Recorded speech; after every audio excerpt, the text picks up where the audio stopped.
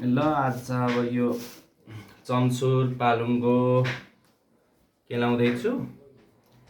अब यसलाई केलाएर मिठो बनाएर यो सिजन अनुसारको सागसब्जीहरू खानुपर्छ होइन। हामीले सिजन अनुसारको खायौँ भने मात्रै हाम्रो शरीरले मजाले पचाउन पनि सक्छ। अब म एउटा कहानी सुनाउँछु आज तपाईँहरूलाई। एउटा कहानी छ। कस्तो कहानी भन्दाखेरि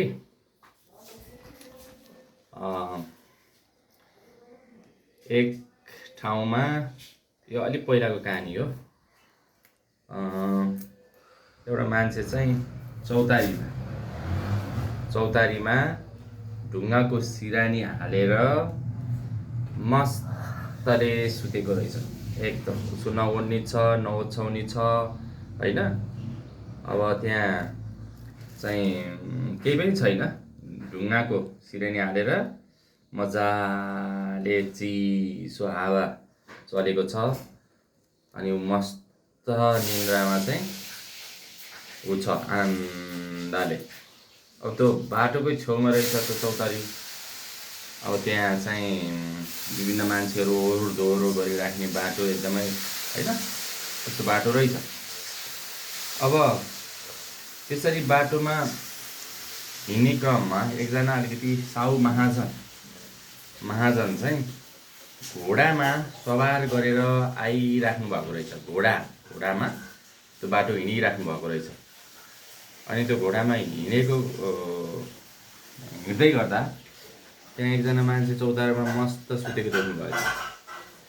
अब उहाँलाई अचम्म लाग्यो, ओहो त्यो मान्छे त त्यस्तो नओर्नी छ नओछ्याउनी छ, अन्त त्यसरी चाहिँ ढुङ्गाको सिरानी हालेर कसरी सुत्न सकेको होला, कसरी निदाउन सकेको होला भनेर चाहिँ अचम्म लागेछ। अनि त्यहाँ घोडाबाट झरेर त्यो मान्छे भएको ठाउँमा पुगेर निहाल्दै अचम्म पर्दै, छक्क पर्दै होइन, अचम्मित पर्दै आफूलाई प्रश्न गर्दै यो मान्छे कसरी सुत्न सकेको रहेछ यस्तोमा भनेर चाहिँ दङ्ग पर्दै होइन, यो मान्छेलाई चाहिँ अब उठाउनु पर्यो अनि यसलाई म लिएर जान्छु मेरो घरमा भन्ने सोच बनाउनु भएछ उहाँले। त्यस पछाडि त्यो मान्छेलाई उठाएर ल हिँड जाउँ मेरो घरमा, म तिमीलाई लिएर जान्छु भनेर चाहिँ त्यही घोडामा राखेर चाहिँ आफ्नो घरमा ल्याउनु भएछ।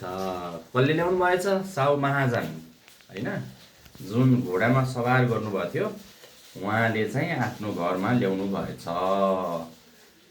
त्यस पछाडि त्यो मान्छेलाई चाहिँ त्यो ल्याएको दिनमा एकदम सामान्य बेडमा आराम गर्न लगाइएछ।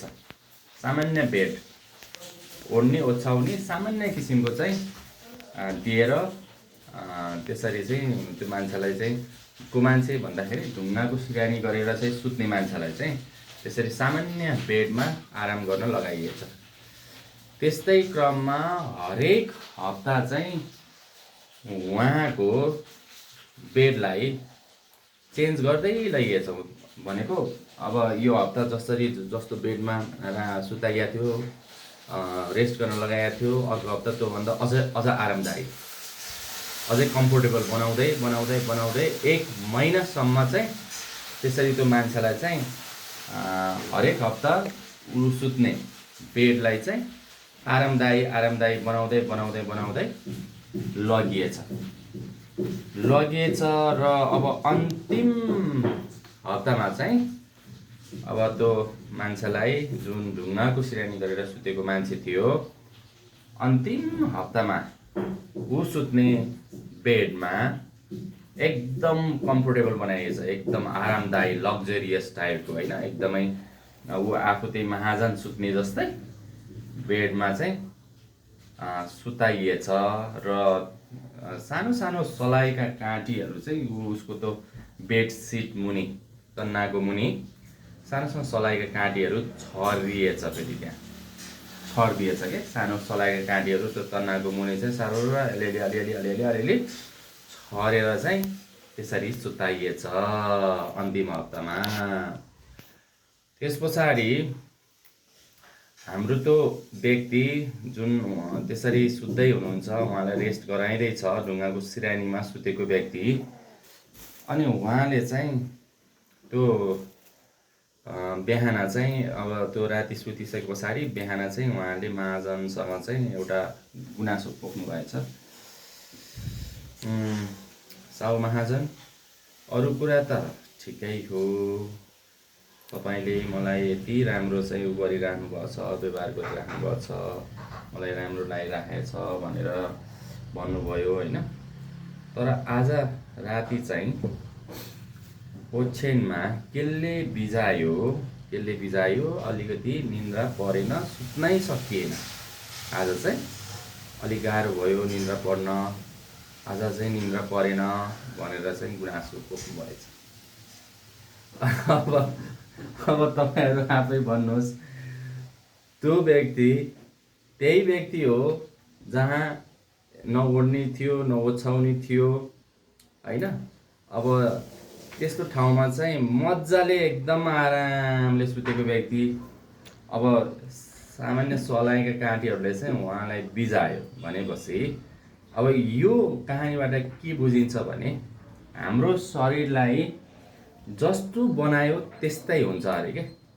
हाम्रो शरीरलाई तपाईँले जसरी आराम दिँदै जानुहुन्छ, आराम नै खोज्छ अरे यसले होइन।